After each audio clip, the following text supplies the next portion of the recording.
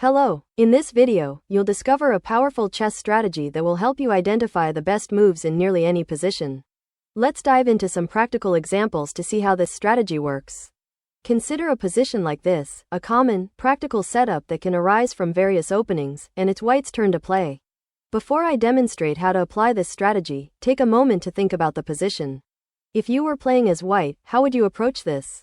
Which moves do you consider worthwhile? Take a few seconds to evaluate white's different options. Interestingly, even when I analyzed this position with a computer engine, it seemed somewhat uncertain, presenting several possible moves. For instance, it suggests the move queen to c2. The queen can also go to some other square. Like the rook can be played to e1, or the pawn can be exchanged there on d5 or maybe pushed forward to gain some space. There's also e4 open, like advancement in the center. Or potentially we can play b3 and fianchetto your dark squared bishop on the b2 square. All in all, you can see that there are plenty of options, and they all look decent. And this is a very common situation in a game of chess. So how would you find the right move in a position like this? Here comes the strategy that I'm going to share with you. It is called the principle of the least active piece, and it states the following: in any position, find your least active piece and improve its position. It's as simple as that. So instead of all the options that we considered previously, let's just focus on this single principle, finding the least active piece and moving this exact piece. So, what is the least active piece in white's position? First of all, we can see that there are a number of pieces that are already active, they are taking part in the game. Those minor pieces are on the third rank, and we also have a bunch of pieces on the first rank which are not really very active. And even though, if we look at those pieces on the first rank, we can still see that the kingside rook at least participated in castling, so at least one move it played already in this game. And if we focus on white's queen now, then you can see that the queen, even though it's still on its original square, at least has some squares where it can possibly go to, so it's not totally passive. If you pay attention to white's pieces on the queen side, such as the bishop and the rook, you can see that they are totally passive. Meaning they haven't done anything during this whole game and are not doing anything right now. And that just brings you to the conclusion that these are the pieces that need to be activated. In this position, before you can bring the rook into play, you need to move your bishop, move it out, and that brings you to the logical conclusion that, in this position, you need to activate your bishop. As you can see, we were able to narrow down the vast variety of options for white to just one idea that you need to follow: you need to activate the bishop. There could be a few ways of how this can be done. In the actual game, white played pawn to e4, which opens up the diagonal for the bishop and therefore enables white to play bishop g5.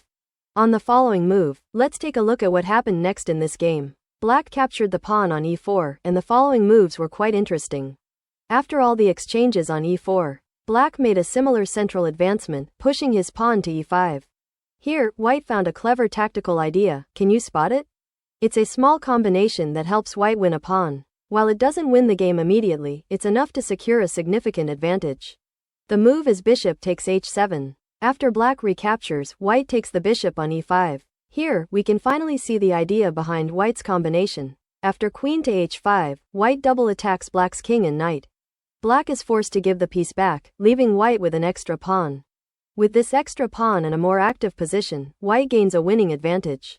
Although it was a long game from this point, we won't analyze it in full here, that's another topic.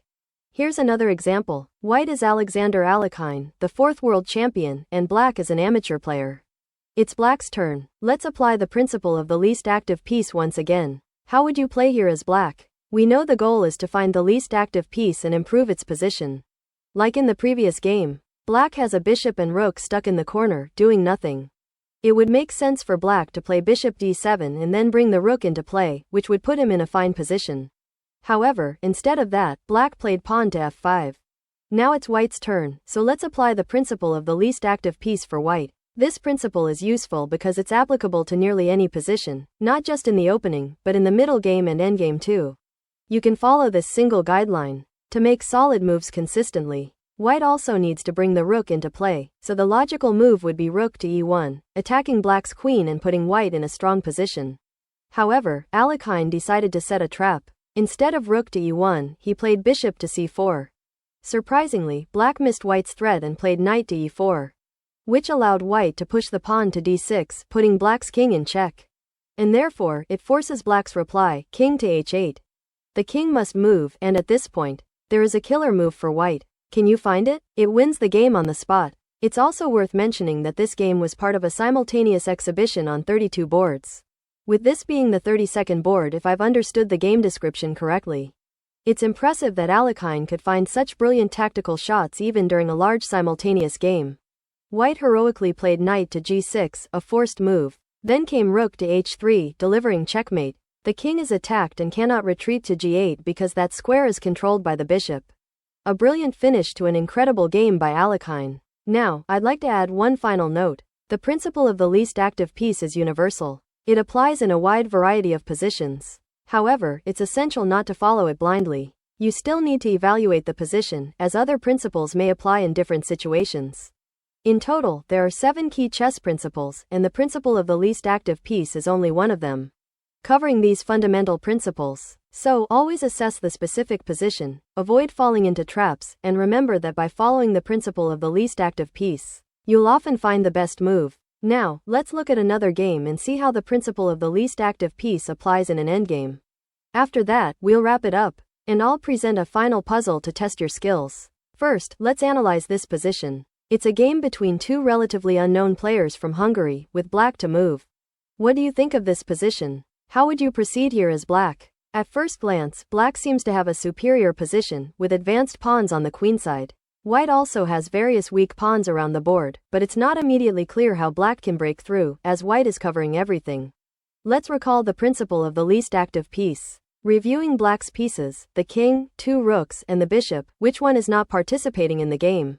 It's the king. This is typical, as during the middle game, the king is usually kept safe, playing no active role.